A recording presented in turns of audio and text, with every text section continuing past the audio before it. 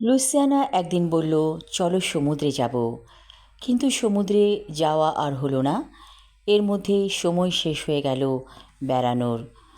Louisiana অনেক চেষ্টা করেছিল ইমরানকে নিজের করে পাবার জন্য, কিন্তু ইমরানের একটাই কথা, আমি আমার স্ত্রীকে সন্তানদেরকে ভালোবাসি, ওদেরকে ছেড়ে আমি যেতে পারি না, পারবো না। লুইসিয়ানা বলেছিল, তোমাদের দেশের মানুষ সম্পর্কে আমাকে কিছু জানাও, আমি জানতে চাই।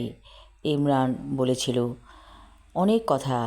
লুইসিয়ানা বলেছিল, শুধু ভালো দিকগুলো বলবে না, খারাপ কিছু দিকও আমার কাছে তুলে ধরবে, আমি দেখতে চাই তোমরা কেমন। ইমরান বলেছিল তার ছোটো বোনের কথা, কেমন করে কালো জাদু করে শাশুড়ি তার ছোটো বোনটাকে মেরে ফেলেছিল। তারপর আরও অনেক কথা জানিয়েছিল ইমরান। লুইসিয়ানা বলেছিল, আমাদের দেশে আমরা এমন করি না, মানুষ মানুষকে এমনভাবে হত্যা করে না গোপনে। যাকে ভালো লাগে না তাদেরকে আমরা স্পষ্ট করে বলে দেই, তোমার সাথে আমি আর থাকছি না। কিন্তু তোমাদের দেশের মানুষ কী করে জানো, একটা ভাঙাচোরা কাজকেও যেন জোড়া লাগাতে চায়, এরকম করে সংসার করে। কেন তোমার বোন জোর করে সংসার করতে চাইছিল, তাকে যখন শাশুড়ি সহ্য করছিল না, সে চলে আসলেই পারত। আর তোমরাও না, সব সময় বলো ধৈর্য ধরতে, ধৈর্য ধরে সংসার করতে। কেন, জীবনটা তো একবার, আর কি ফিরে পাবে এই জীবন?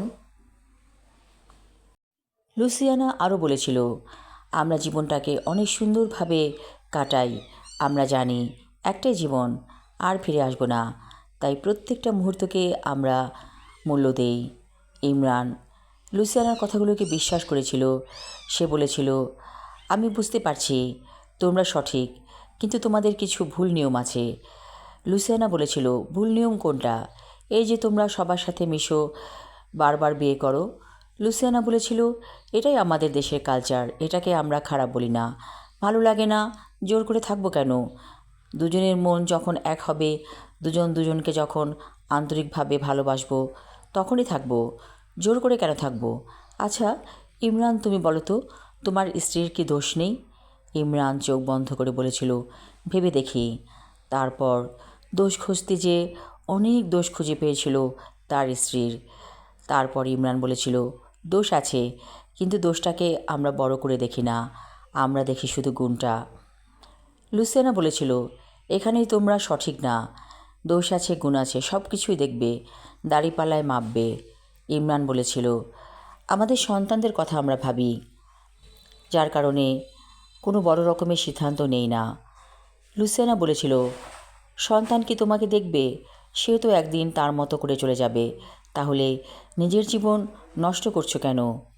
ইমরান বলেছিল, লুইসিয়ানা, আমি কোনোদিন ভাবিনি আমার স্ত্রীকে আমি ছেড়ে যাব, আমাদের এমন কোনো সমস্যা হয়নি।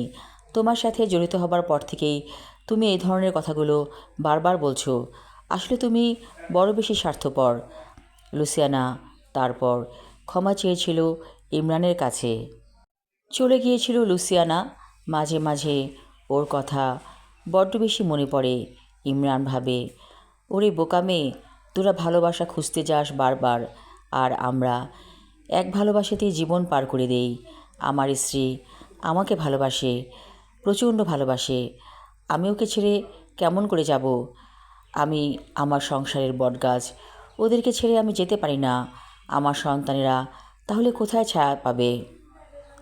একদিন লুইসিয়ানা বলেছিল তার ব্লাড ক্যান্সার, দুনিয়াতে আর বেশি দিন নেই, একটু দেখা করতে চাই ইমরানের সাথে। ইমরান বলেছিল, এসো। ইমরান তার স্ত্রীকে সব কথা খুলে বলেছে। তার স্ত্রী বলেছিল, লুইসিয়ানা আমার বাসায় থাকবে, কোনো সমস্যা নেই। কিন্তু লুইসিয়ানা কথা রাখতে পারেনি, তার আগেই পৃথিবী ত্যাগ করেছিল। পৃথিবী ত্যাগ করার আগে ইমরানকে অনেক ডলার পাঠিয়েছিল, অনেক ডলার, যে ডলার দিয়ে সারা জীবন বসে বসে খাওয়া যাবে। ইমরান লুইসিয়ানাকে এখনও মনে রেখেছে। মাঝে মাঝে যখন সমুদ্রের কাছে যায়, তখন একটা আফসোস রয়েই যায়, লুইসিয়ানাকে নিয়ে সমুদ্রের কাছে এ জীবনে আর যাওয়া হলো না। আমি আমার লেখা ছোট গল্প একদিন সমুদ্রে যাব, পর্ব 2 পড়লাম। আশা রাখছি ভালো লাগবে। ধন্যবাদ।